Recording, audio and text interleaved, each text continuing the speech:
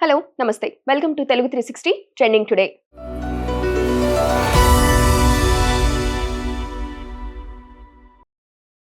పోలవరం బనకచెర్ల ప్రాజెక్టుపై పరమసముద్రం బహిరంగ సభలో సీఎం చంద్రబాబు కీలక వ్యాఖ్యలు చేశారు. ఈ ప్రాజెక్టు పూర్తి చేస్తే కరువు అనే సమస్య ఉండదని, రాష్ట్రానికి ఇది అత్యంత కీలకమని అన్నారు. తెలంగాణ నాయకులు కూడా దీని అవసరాన్ని అర్థం చేసుకోవాలి. రెండు తెలుగు రాష్ట్రాలకు నదుల అనుసంధానం చాలా అవసరం. మంచి పనులు చేస్తుంటే కొందరు విషవృక్షంలా మారి అభివృద్ధికి ఆటంకం కలిగిస్తున్నారని సీఎం విమర్శించారు. అమరావతిలో quantum valley tech park quantum computer center పెడుతున్నట్లు దిగ్గజ ఐటీ సంస్థ ఐబీఎం ప్రకటించింది. 2026 మార్చి నాటికి దీనిని ప్రారంభించనున్నట్లు సంస్థ ప్రతినిధి క్రేడార్ ప్రకటించారు. క్వాంటమ్ కంప్యూటింగ్ లో భారత్ బలమైన శక్తిగా ఎదుగుతుందని, భవిష్యత్తులో ఈ రంగంపై ఎక్కువ పరిశోధనలు చేయాలని ఆయన అన్నారు. ప్రస్తుతం యుఎస్ఏ, జపాన్, కెనడా, దక్షిణ కొరియాలో ఐబీఎం క్వాంటమ్ కంప్యూటర్ సెంటర్లున్నాయి. తన హత్యకు కుట్ర పన్నారన్న వార్తలపై నెల్లూరు రూరల్ ఎమ్మెల్యే కోటంరెడ్డి శ్రీధర్ రెడ్డి స్పందించారు.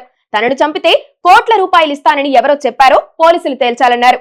వైసీపీ నేతలు రౌడీ షీటర్ల బుడ్డా బెదిరింపులకు తాను కాదు కదా, తన మనవడు మనవరాలు కూడా లెక్క చేయరన్నారు. ప్రతి మనిషికి ఏదో రోజు మరణం వస్తుందన్న ఆయన భయపడుతూ బతికే అలవాటు తనకు లేదు అని తెలిపారు. రుషికొండలో డిప్యూటీ సీఎం పవన్ కళ్యాణ్ డ్రామాలాడారని వైసీపీ నేత గుడివాడ అమర్నాథ్ మండిపడ్డారు. సీలింగ్ కట్ చేసి అక్కడ ఫోటోలు దిగారని ఆయన ఆరోపించారు. రుషికొండ భవనాలను వాడుకునేందుకు చంద్రబాబు, పవన్ కళ్యాణ్, లోకేష్ పోటీ పడుతున్నారు. చంద్రబాబు 200 కోట్లతో హైదరాబాద్ లో ఇల్లు కడితే అది పూరి గుడిసె, కానీ జగన్ ఇల్లు కట్టుకుంటే మాత్రం అది ప్యాలెసా అని ఆయన ఫైర్ అయ్యారు. పంచాయతీల్లో రిజర్వేషన్లలో గత ప్రభుత్వం విధించిన 50% పరిమితిని ఎత్తివేయాలని రాష్ట్ర కేబినెట్ నిర్ణయించింది. ఇందుకోసం పంచాయతీరాజ్ చట్టంలోని సెక్షన్ 285A సవరణ చేయనుంది. దీని ద్వారా రిజర్వేషన్లలో 50% సీలింగ్ మార్చనుంది. బీసీలకు 42% రిజర్వేషన్లు ఇస్తూ జీవో తీసుకురావాలని మంత్రివర్గం నిర్ణయం తీసుకుంది. అలాగే గవర్నర్ కోటాలో ఎమ్మెల్సీలుగా కోదండరాం, అజారుద్దీన్లు ఎంపిక చేయాలని కేబినెట్ నిర్ణయించింది. రేపటి నుంచి అసెంబ్లీలో కాళేశ్వరం కమిషన్ నివేదికపై చర్చ జరుగుతుందని మంత్రి కోమటిరెడ్డి అన్నారు. కాళేశ్వరంపై గొప్పగా చెప్పిన కేసీఆర్ అసెంబ్లీలో వివరణ ఇవ్వాలని, ఆయన రాకపోతే తప్పొప్పుకున్నట్లేనని ఆయన అన్నారు. కమిషన్ నివేదికకు భయపడే కేసీఆర్ మళ్లీ కోర్టుకు వెళ్లారన్నారు. కాళేశ్వరంపై చర్చ జరగకుండా ఉండేందుకు యూరియా పేరుతో బీఆర్ఎస్ రాజకీయం చేస్తుందని మంత్రి సీతక్క విమర్శించారు. వరదల మీద మాట్లాడదామనంటే వరదలు ప్రాధాన్యత కాదు, బురద రాజకీయాలు మాట్లాడుకుందామని కాంగ్రెస్ ప్రభుత్వం అంటుందని ఎమ్మెల్యే హరీష్ రావు ఫైర్ అయ్యారు. 2 రోజులు అసెంబ్లీ జరిపి ఈ కాంగ్రెస్ ప్రభుత్వం పారిపోవాలని చూస్తుందని ఆయన ధ్వజమెత్తారు. బీఎస్సీ సమావేశం నుంచి వాకౌట్ చేసిన Harish Rao assembly media point లో మాట్లాడారు. తాను అసెంబ్లీ సమావేశాలకు హాజరు కాబోనని కాంగ్రెస్ ఎమ్మెల్యే కోమటిరెడ్డి రాజగోపాల్ రెడ్డి సంచలన ప్రకటన చేశారు. ఈ రోజు అసెంబ్లీ సమావేశాల సందర్భంగా గన్ పార్క్ వద్దకు తన మద్దతుదారులతో చేరుకున్న రాజగోపాల్ రెడ్డి మాట్లాడుతూ ఈ వ్యాఖ్యలు చేశారు. అమరవీరుల స్తూపం తమకు గుడితో సమానమని, అక్కడికి రావడానికి ప్రత్యేక కారణాలు అవసరం లేదని ఆయన అన్నారు.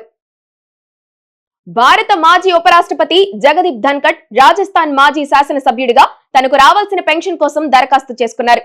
దేశంలోని 2వ అత్యున్నత పదవిని అలంకరించిన ఆయన ఇప్పుడు ఎమ్మెల్యే పెన్షన్ కోసం దరఖాస్తు చేయడం ఆసక్తికరంగా మారింది. ఆయన అప్లికేషన్ ను రాజస్థాన్ అసెంబ్లీ సెక్రటేరియట్ పరిశీలనకు స్వీకరించింది. రాహుల్ గాంధీ తన రాజకీయ యాత్రలో అందరినీ ఆశ్చర్యపరిచారు. బీహార్లో తనకు వ్యతిరేకంగా నల్ల జెండాలతో నిరసన తెలుపుతున్న వారికి ఆయన స్వయంగా మిఠాయిలు అందించారు. బీహార్లో ఓటర్ అధికార యాత్ర నిర్వహిస్తున్న రాహుల్ గాంధీకి బీజేవైఎం కార్యకర్తల నుంచి నిరసన ఎదురైంది. అయితే నిరసనకారుల పట్ల ఆగ్రహం వ్యక్తం చేయకుండా రాహుల్ గాంధీ వారి వద్దకు మిఠాయిలు పంపించి సానుకూల దృక్పథాన్ని ప్రదర్శించారు. ఆపరేషన్ సింధూర్ లో భారత్ 50 ఆయుధాలని ప్రయోగించిందని air staff vice chief air marshal Narmadeshwar Tiwari తెలిపారు. దీంతో పాకిస్తాన్ కాళ్ల బేరానికి వచ్చిందని ఆయన చెప్పారు. యుద్ధాన్ని దృష్టిలో ఉంచుకుని మన బలగాలను సంసిద్ధంగా ఉంచాం. ఎలాంటి పరిస్థితులనైనా ఎదుర్కొనేలా బలగాలను మోహరించాం. ఏప్రిల్ 22న పహల్గాం ఉగ్రదాడి జరిగాక 29న టార్గెట్ సెట్ చేసి మే 7న అటాక్ చేశామని ఆయన పేర్కొన్నారు. 2 రోజుల పర్యటన కోసం దాదాపు 7 ఏళ్ల తర్వాత ప్రధాని మోదీ చైనాలో అడుగుపెట్టారు. టియన్జన్ ఎయిర్పోర్ట్ లో ఆయనకు రెడ్ కార్పెట్ వెల్కమ్ లభించింది. కాగా ఎస్సీఓ సమ్మిట్ లో చైనా అధ్యక్షుడు జిన్పింగ్ తో జరగనున్న ద్వైపాక్షిక సమావేశంలో మోదీ పాల్గొననున్నారు. భారత్ చైనా సంబంధాలు, వాణిజ్యంపై వీరిద్దరూ చర్చించే అవకాశం ఉంది. ఎల్లుండి రష్యా అధ్యక్షుడు పుతిన్ తో మోదీ సమావేశం కానున్నారు. ఉక్రెయిన్ కు భారత్ టాప్ డీజిల్ సప్లయర్ గా నిలిచినట్లు ఆయిల్ మార్కెట్ నిపుణులు తెలిపారు. 2025 జులైలో రోజుకు 2700 టన్నుల డీజిల్ దిగుమతి చేసుకున్నట్లు ఆయన పేర్కొన్నారు. 2024 జూలైలో 1.9% ఉన్న దిగుమతులు ఒక్క ఏడాదిలోనే 15.5%కి ఎగబాకాయన్నారు. రష్యా చేస్తున్న యుద్ధాన్ని ఎదుర్కోవడానికి ఉక్రెయిన్ కు కావలసిన ఎకానమీ సపోర్ట్ ఈ డీజిల్ దిగుమతులు దోహదపడతాయని అభిప్రాయపడ్డారు. Power star Pawan Kalyan, Sujeeth combination లో తెరకెక్కిన ఓజీ యుఎస్ లో సంచలనాలు నమోదు చేస్తుంది. ఈ మూవీకి అత్యంత వేగంగా $5 లక్షల పైగా ప్రీమియర్స్, ప్రీ సేల్స్ జరిగినట్లు చిత్ర యూనిట్ ట్వీట్ చేసింది. క్షణక్షణం ఒక తల తెగిపడేలే అంటూ టైటిల్ సాంగ్ లోని లిరిక్స్ ను షేర్ చేసింది. సెప్టెంబర్ 25న ఈ సినిమా రిలీజ్ కానుండగా ముందు రోజే యుఎస్ లో ప్రీమియర్స్ ప్రదర్శించనున్నారు. బెంగళూరు తొక్కిసలాటలో ప్రాణాలు కోల్పోయిన వారికి ఆర్సీబీ యాజమాన్యం తాజాగా పరిహారం ప్రకటించింది. ఒక్కో బాధిత కుటుంబానికి 25 లక్షల రూపాయల చొప్పున అందించనున్నట్లు ట్వీట్ చేసింది. ఆర్సీబీ కుటుంబంలోని 11 మందిని కోల్పోయాం. వారు మనలో భాగం. ఎన్ని డబ్బులిచ్చినా వారి స్థానాన్ని భర్తీ చేయలేం. కానీ మొదటి అడుగుగా 25 లక్షల రూపాయలిచ్చామని ట్వీట్ చేసింది. ఘటన జరిగిన 3 నెలల తర్వాత ఆర్సీబీ ఈ మేరకు స్వయంగా స్పందించింది.